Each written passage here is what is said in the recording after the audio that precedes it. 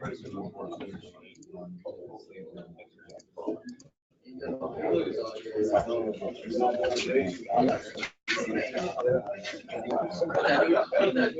Ben.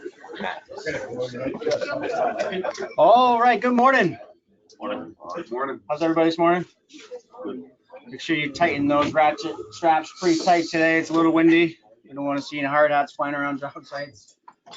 So big weather change coming up. So let's make sure we plan ahead, and especially once this ice might start coming, make sure we really take it easy on the roadway, especially maybe on that Monday morning commute. I just wanted to bring that to everybody's attention. So pay attention to the weather. It's that time of year. So let's speak and act supportly of ECI as our company and of our workers. That's really that, let's treat others the way that you like to be treated. This is our culture. This is what we try to do. This is our profession. So let's work together. So that's that code item. Let's really focus on that and let's treat each other with respect, and let's actively care for one another. Remember, that's one of our key points to hopefully work through that 2020 season without an accident. Is that really looking out for each other and taking care of one another. So we've gone 62 days without a recordable, so let's maintain that. Let's work our safety systems in place, identifying those hazards, controlling those hazards with the hierarchy controls, with elimination, substitution, engineering controls, and then personal protective equipment. And then just, again, actively caring for one another. And then what we're going to talk about today is we're going to mix in some wellness, and we're going to try to kick off the 2020 with PT 360 again, like last year. We saw a lot of good things happen. It definitely was a factor of us reducing our accidents and our frequencies because we were kind of focusing on our health. Again, we kind of talk about you check the oil of your engine in your vehicle. Doesn't hurt to check yourself out once in a while. So I'm going to pass it over to Amy, and welcome back, and thanks for helping us out. Yes, thank you guys for having me the last year. I really appreciate it. So you guys can't laugh me off stage today. You guys have put up with my stress talks and my pain talks, and now we're doing New Year's goal talks. So here we go. So everyone's afraid of the word goal. Everyone, you say, oh, let's set some goals for work, and everyone kind of like sighs. But why do we set goals, and what do goals mean? It's an intention. It's something we want to try to achieve to do. It's a target. It's an objective, something we can aspire to. And biggest thing, a goal encompasses a beginning and an end point. Where are we starting, and what do we really want to get to? And I think it just helps put everything into perspective when we set goals. So for our wellness goals, these are the three I want you guys to think about for this year. Exercise, nutrition, and community. And there's a reason that I want to focus on these ones specifically. So has anybody heard of the blue zones? Nobody. Okay, so blue zones are 5 areas in the world where people live to be over 100. It's pretty amazing. It's been studied by Nat Geo, and they came up with 9 factors of why are these very specific areas in the world, and they're not rich areas. I think it's spot in Italy, Greece, Costa Rica, Japan, and Seventh-day Adventists in California. Why do these people live exceptionally to be over 100? And there were 9 different factors, and I think Matt has oh, there we go. And these are the 9 factors. So they move naturally. They live on hills, so they're always going up and down hills. So even at age 80, they're out walking a lot. They're shoveling. They're doing their own lawns. There's a purpose in life. It's the why do we wake up in the morning? There's a time built into their day to downshift. So how do they de-stress? Big things were sometimes prayer, meditation. In the Japanese culture, it was remembering your ancestors. So how do we de-stress in our day? 80% rule. When you're 80% full, you stop eating. That last 20%, they don't. So that's the difference between gaining weight and not gaining weight. Plant-based diets. Most of them only eat meat about 5 times a week total. Wine. Everyone except for the Seventh-day Adventists, they have a glass of wine. Right tribe is you're in a good community, a good supportive community that you help each other. They're helping you. Putting family first, and then having a sense of belonging, whether that's some kind of faith-based or community-based group that you're part of. So all of these things, it's not just one thing. It's just not the nutrition or genes. It's all of these things together that really make these people special and can live exceptionally long. So going back, we're going to take out of those the exercise, nutrition, and community part. So the goals I'm thinking for you guys, I want you guys to think about it and make positive goals. So goals that are negative is I don't want to sit on the couch anymore. Well, that's not really a good goal, but what do we say if we go with I want to walk a mile a day? So that's more of a positive goal. It gives you a beginning and an end point. I'm not doing much. I'm going to try to reach towards this. Eat less sweets versus eat an extra bowl of veggies a day. Not taking away something, because no one likes their sweets being taken away. Let's add something to our diet. And then as far as the community goal, saying not working late as much, because we're all, I'm sure, do that quite often.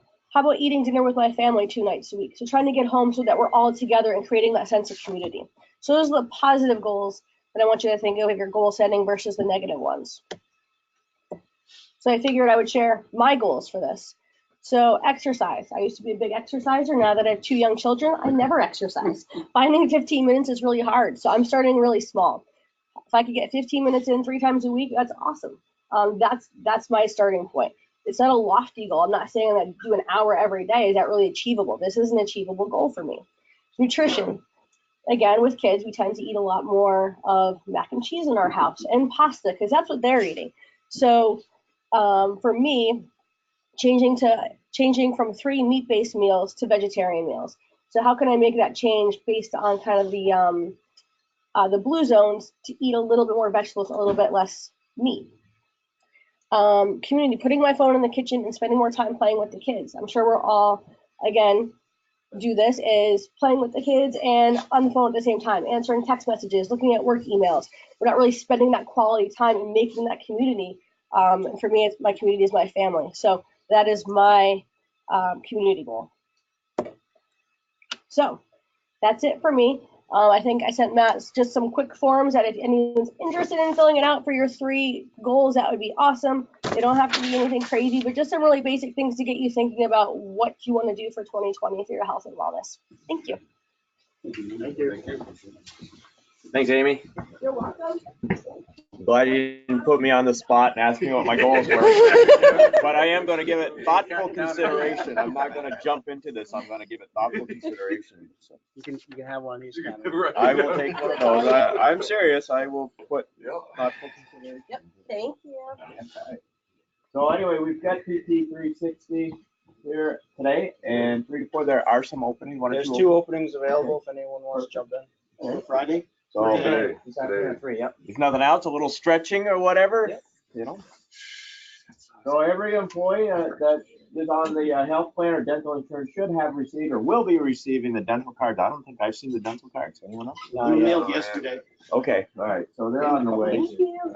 So just make sure if you don't have them by the time you need them, just check with the office.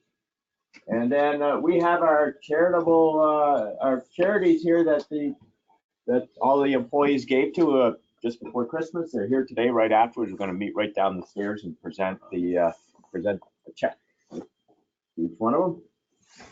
And for the projects this week, we are highlighting the GMP transmission tower repairs. It's a project that consists of performing emergency foundation stabilization work at 4 steel transmission towers owned by Greenmount Power, which is GMP. And the work consists of encasing the existing deteriorated masonry and reinforced concrete tower piers with new reinforced concrete and reinforcement anchored into the bedrock below them. And the remote towers are up to several miles apart in Duxbury and Moortown. I made a mistake there. Moortown is on the west side of the river, Middlesex on the east, and all these are they're on the west side of the river. If you're on the interstate, they're there. You probably just can't really see them. They're not the Velcro lines through there. These are the Green Mountain Power steel transmission poles, or not poles, but towers. So access points are all through private property and required a lot of coordination with the owners. The terrain is very hilly and densely forested up to the right of ways.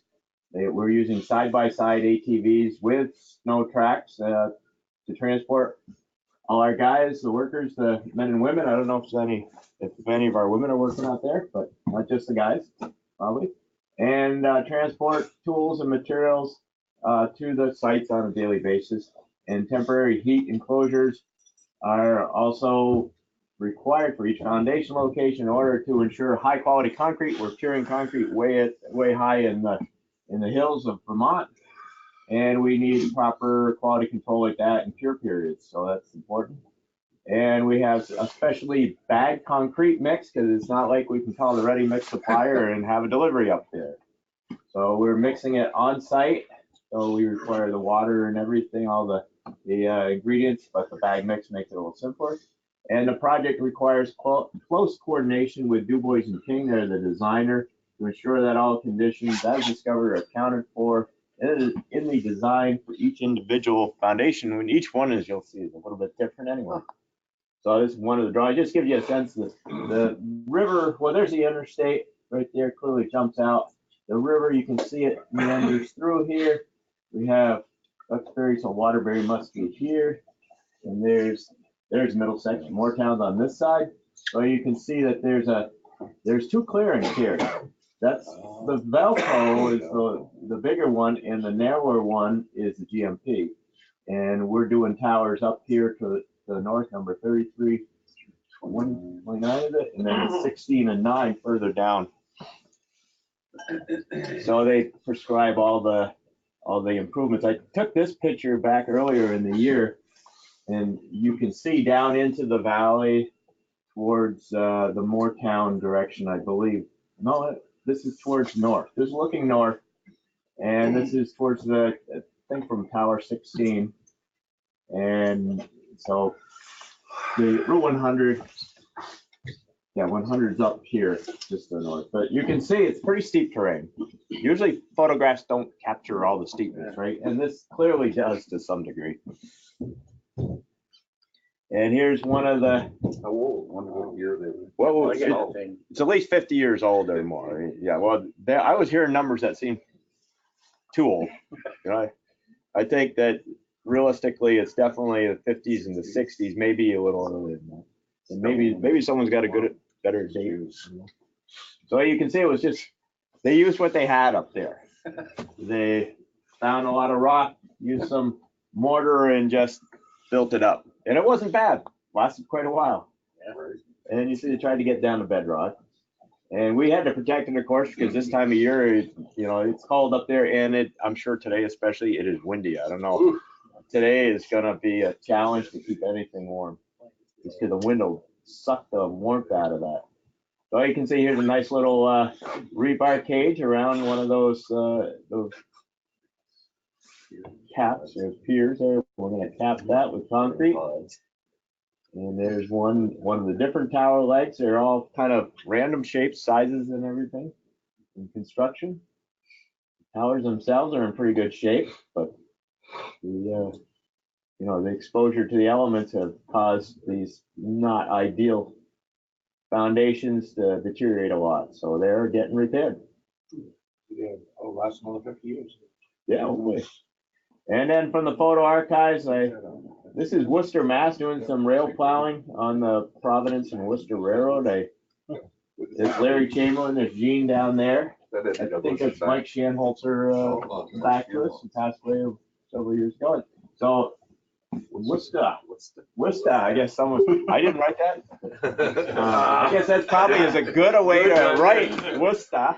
Anyway, and I believe that's around 2004 or 5. So, right. Well, we're gonna do checks first, I guess. And as we go You guys down, want to do the checks first, or I'd like to present something it's up first? to you. Okay, It's up to you. I'll take care of it. Take over, please. All right. Thank you. So we've got a webcam, right? Yep. So I just wanted to get over here for a second Okay, yes. and address you guys, just so that the people, there's probably what, 2/3 of us here today. And there are several other people that are actually watching us on GoToMeeting this morning. So a lot of our people sign in. So I wanted them to understand what we were going to be doing this morning. I'm going to introduce to you in a minute the representatives to receive some checks from our annual employee giving. I want them to have a chance to thank you for what you've done this year in pouring a lot of money into 3 different local charities that we chose this year. You guys, and it's just all of you that have done this have raised $17,340 this year, which tops last year by $5,000. We roughly have what, 160 to 180 people here. I think this year we were in the 170 range, but virtually every person that works here gave. That shows the integrity that we strive for. I'm proud to be part of this group because I think the standards that you guys uphold and the things that you do to actually give to someone else is above and beyond what I've seen at a lot of different companies. So I'm pleased that you all did this, and I'm moved by it. So- Same here. We're certainly very It's huge. proud, and it makes us feel great about the company. You guys are special, and don't forget it. Don't have any other words except for thank you. And I wanted to give something back to you. Rather than us going out and delivering your checks and sending you a picture of us passing these checks out, I wanted you guys to have a chance to hear from the people that are going to receive these checks today. In hopefully a brief. Promise that. I just say that because of Jamie. I promise. But I'll introduce those guys to you in just a sec. But I wanted you guys to see what it feels like to feel the appreciation that someone else gives and make it real. Because what you did wasn't just giving $5, giving $10, whatever. You guys gave cash. You guys did some direct withdrawals from your paychecks. And you gave up vacation time. And vacation time is very important time that could be spent with your family or doing things for yourself. So I think that's also a huge thing that I wanted our recipients to know. SoD like to get, since we have the webcam, at least do a presentation up here of these checks. And then what we can do is we can have Ken and Scott give out the paychecks, and then we'll assemble downstairs. We got some large checks that you guys prepared, symbolic checks. I got the real ones here. So we can do some photos and maybe a little bit of quick greetings downstairs in the shop. We moved some of the vehicles out, if that sounds good. So I'd like to have Jamie Hathaway from Make-A-Wish come up. I've also got Ken Craig and Phil Murdoch. You guys come on up. I don't know you guys probably got promoted since the last time, so I won't say your ranks. And Tom and Steve Lawyer. Where's that camera? It's just this computer here, Yeah. so it's. We've got a camera here, so if we can kind of fan out here. So we've got,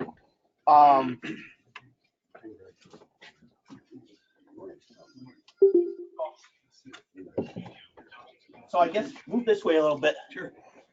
And then you guys just kind of line up there. So Jamie Hathaway's from Make-A-Wish. I'll give him a chance to speak in a sec. Then I've got Ken Gregg. Ken Craig. Yep. What's your rank, sir? I'm retired. What was it? Retired Chief Master Sergeant. Chief Master Sergeant and Phil Murdoch. Bill Murdoch, right? Colonel. Colonel. Retired. Retired. And we've got Steve Lawyer, President, CEO, Tech Group, brother to Tom Lawyer, our own. So first of all, what I like to do, because I don't want to forget this, is present each of you recipients with a check for $5,780 signed and executed. And give you guys each a chance to, starting with. Well, you, first, Jamie. this is great. Thank you.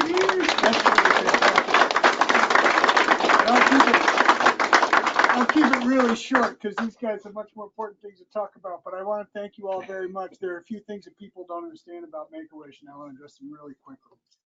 Most people think that Make-A-Wish is about children with terminal conditions that we're a last wish organization. And that's not true. We serve children with life-threatening medical conditions so that the wish process, looking forward to something, having control over something finally in your life, kids are putting control of this thing, and then having something fun to do and look back on is a healing process, right? The second thing that people don't understand about Make-A-Wish is that they think we're this big organization with a huge pot of money.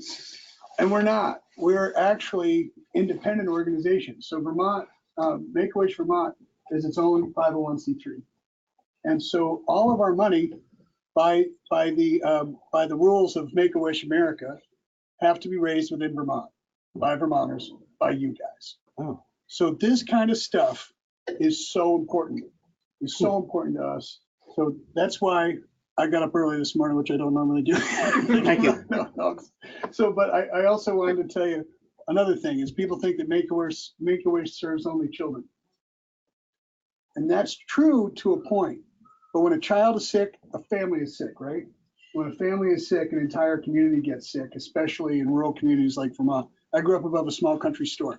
And what's the first thing that happens in a small store in Vermont when a family is going through a tough time? Mason jar goes out on the table, right? A sign goes out and we all throw money in. It's kind of like an old fashioned barn raising for someone in crisis. And that's a lot what Make-A-Wish is like. You're bringing community to families in crisis. And this is a community that's come together for hours. So I want to thank you very much. That's all I'll say right now.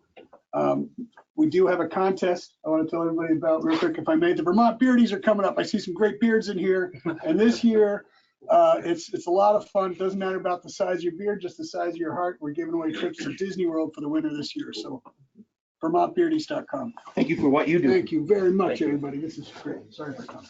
You got it? So Chief Gregg retired several years ago, but then is back as our Deputy Adjutant General. So he wouldn't tell you that, but he is the Deputy Adjutant General. And I retired about 10 years ago, and I was the commander at the Air Guard, and immediately joined the foundation with Chief Gregg. And our wives are actually on the board. So we're a small board. Our mission is simple. We provide emergency financial support to Vermont military members and their families. There's about 4,000 Vermont National Guard members in the state. And of course, their families are spread, and they are spread throughout the state and some out of state. We not only provide support for the National Guard members, but any active duty members that may be still their spouse or their family may still be in the state while they're deployed or that kind of thing. So, but mostly it's the National Guard that we support. So in general, it's everything you can think of, everything you can imagine in your house, in your home. And when I was deployed many times, my wife would say, as soon as you left, as soon as you got out of state, the roof would leak, the toilet would leak, the dishwasher would break, things would happen, cars would break down. So we provide not only support when the members deployed, but a lot of the things happen when they come back. Most of our members are traditional Guard members, which are folks like you that are out working and then also have a job in the Guard. And they end up having to leave their civilian job and leave for up to over a year sometimes, and they take a financial hit. And because the military sometimes doesn't pay as much as you would get in the civilian world. And so they have to deal with that change in income.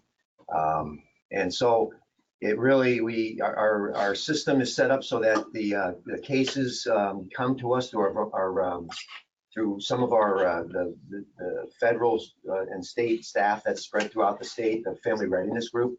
They're out there and with a lot of volunteers finding out what's going on out there. People come to them with need, and then an applications form comes to our board, and we make the decision. So we do not actively fundraise. Money just comes in. Post 9/11, it was an organization that was formed mostly after 9/11, when people started sending us money. In the military, we didn't have a way to handle the money, so we formed a board and the 501c3, and we take. So we basically, people like you think of us and think of the military members, because I think they're spread throughout the state, and almost everybody knows somebody that's in the Guard or associated with the military. And I think that that's how that. So it's grassroots, much like the money that's raised for Make-A-Wish. It just happens. comes to us. So we do appreciate it. And all our money is it's a, you hear about a lot of nonprofits that sometimes have a lot of overhead. We're all volunteer. And the only overhead we might have is some stamps and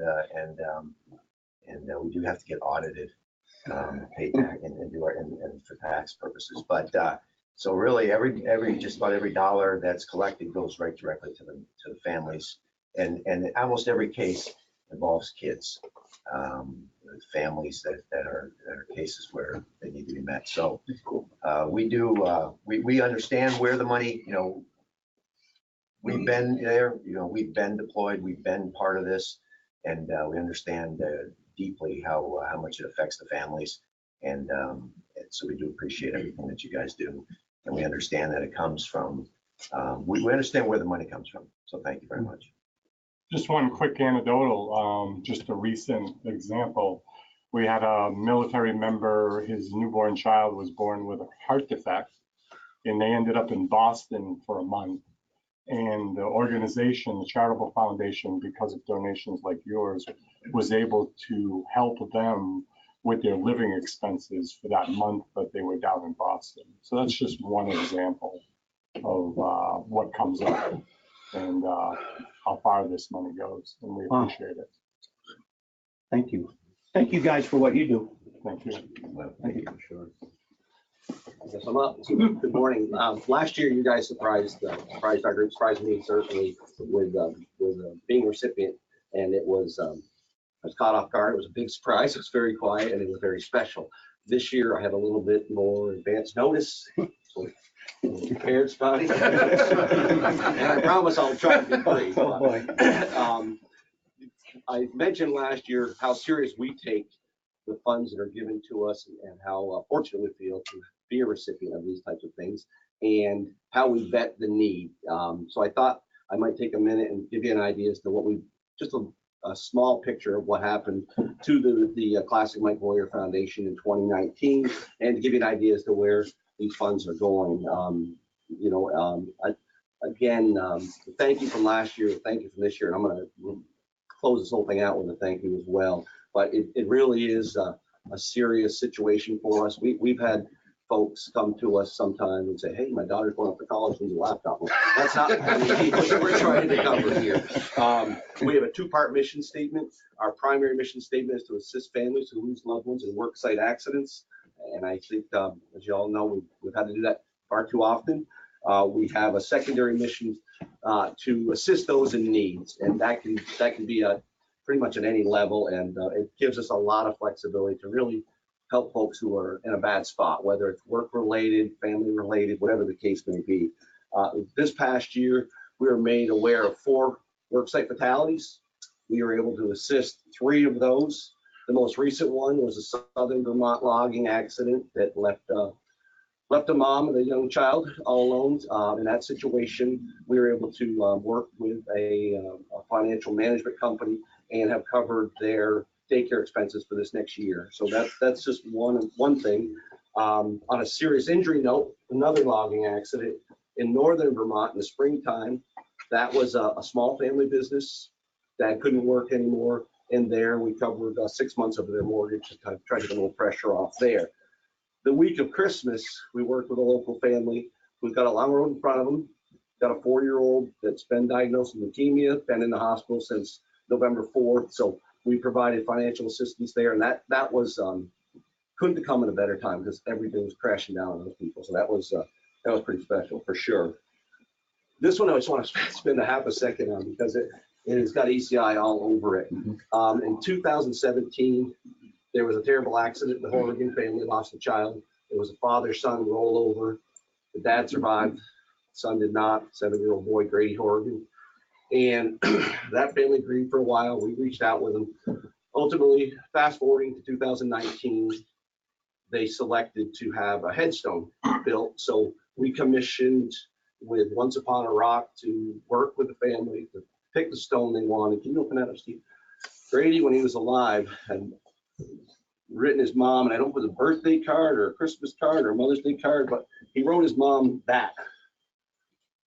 And she had that card. This is his handwriting. Can you That's read what's on that? the headstone. Could you read it? Yes, it reads, "I will always love you and I won't stop. Love, Grady."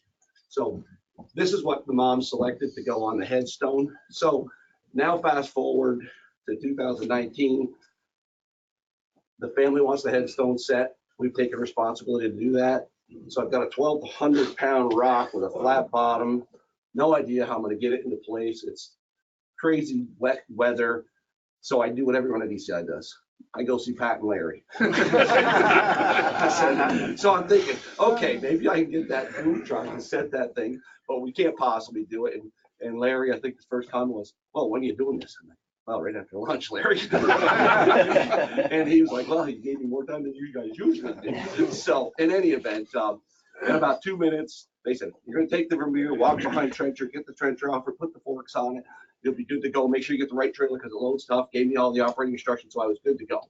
I still had a couple more meetings to deal with, so I say, "Hey, Josh Small, can you give me a hand in loading this thing up?" So Josh said, "Sure, I got it." I explained to him what we're doing, and I come back to get the ECI truck, the ECI trailer, and the ECI Vermeer, and Josh says, "Oh, by the way, you're gonna need topsoil seed and hay. It's all muddy up there. You're gonna need some plywood to crawl across the cemetery with. You're gonna need a drill. I got some exercise bits because it was all dowel. He had every possible tool I could have possibly needed."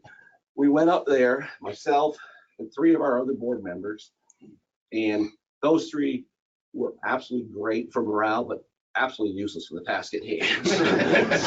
But he was not one of those. In any event, every single challenge that could have happened, and I had the answer for everything, thanks to Larry and Pat and Josh and their preparedness. So it made it pretty special. And some of the things that unfolded up there with Luke, the dad, the younger brother of Grady, and their best friends was, I just won't get into it because I'll be all choked up all day. I don't want to do that. So that was a couple more bullet points of some other things we've done this year. The South Burlington, City of South Burlington, actually not the city, a nonprofit created the South Burlington Food Shelf.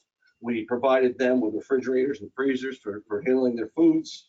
This one, Champlain Valley Head Start, is a local group that works with needy families. This is a 4-year initiative we've done this year where they tell us, 10, 15, 20, however many children there are in needs. And every year at the beginning of winter, we have a group of shoppers that go out and get every one of those children boots, ski pants, parka, gloves, hats, whatever, everything they need top to bottom. So that one's been kind of nice because it's very private, very close, and very much an immediate need. This past week, we worked with a local masonry contractor who's dealing with some stage 4 pancreatic cancer, not in a good spot. Provided him with durable medical equipment so he can be comfortable at home, and the family has been appreciative there. So that's just a snapshot of a few of the things we've done.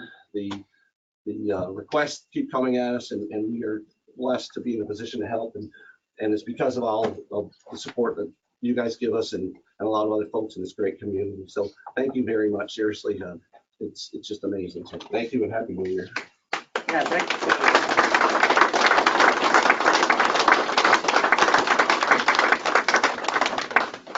So anything that any of you guys would like, if there's anything before we move downstairs that any of you guys would like to say, feel free, put your hand up, whatever. Anybody? If not, that's fine. I just wanted to give you the One thing, opportunity. and Oh, you- I knew he would talk again. If you, yeah, sure. If you, that young boy with leukemia, could you make sure they know about us and they can tell them it's not about terminal condition? And anybody else in this room, if you know of a child, please send them our way. We have resources to help. Actually, we have, thank you for that. Yeah. We have one quick story on Make-A-Wish. The very first year, my brother Mike died in 2011. We hold an annual golf tournament fundraiser every year on the date of his passing. And the very first year, we didn't have a 501c3. We didn't have anything we weren't formed or organized. So we aligned ourselves with Make-A-Wish, and it was a great year for us. You guys got us off to a great kickstart to educate us, to help us to understand the nonprofit world. So thank you for that. And now we've got one of your former board members, Bill Allen, has joined us. So he's aware of your situation. At the right time, I would suspect he'll be in touch. So. Okay, ready? We'll move downstairs. Okay. Thank you. Cool. We'll head downstairs. You guys will get their checks and then meet us down there for photos. Thank you. Sure. Double check